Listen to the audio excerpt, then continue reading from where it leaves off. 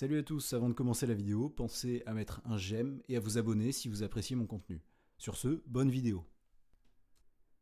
Un homme sur un bateau jette un caillou dans la mer. Combien de temps met-il avant de toucher un sous-marin qui passait par là? C'est un problème qui a été posé aux oraux d'XENS et on va le résoudre dans cette vidéo.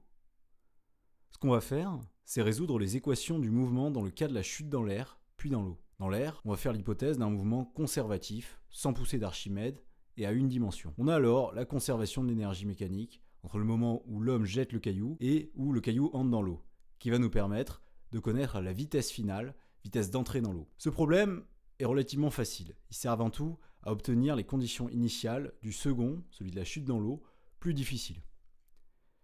Cette fois-ci, plus question de négliger les frottements et la poussée d'Archimède car l'eau est beaucoup plus visqueuse et dense que l'air. Mais quel modèle de frottement adopter? Quadratique ou linéaire? Afin de trancher, on va donner une estimation du nombre de Reynolds. En prenant la vitesse initiale comme ordre de grandeur de la vitesse de chute, on trouve un Reynolds très nettement supérieur à 2000. On a donc un modèle de frottement quadratique. On écrit l'équation Newton, le référentiel associé à la surface de l'eau étant supposé galiléen. On peut remplacer l'accélération de la pesanteur par une accélération fictive, grand G, qui signifie que la poussée d'Archimède a pour effet de diminuer l'accélération de la pesanteur. Si tant est qu'il y a une vitesse limite, alors elle est solution du problème statique, où la dérivée temporelle est nulle donc. On trouve une vitesse limite de 2,5 mètres par seconde.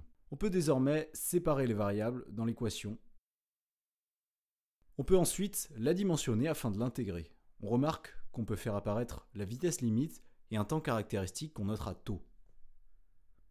On intègre l'équation à partir de l'instant initial où la vitesse est V0 et on achève de résoudre pour V.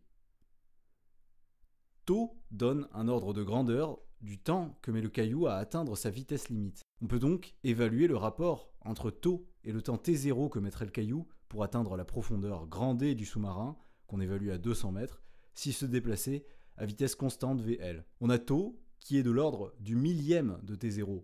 On peut donc négliger le régime transitoire pour le mouvement dans l'eau. Le temps de chute dans l'eau est donc de 80 secondes approximativement. Reste maintenant à observer le temps de chute dans l'air. Pour cela, on résout les équations du mouvement et on se place à z égale 0.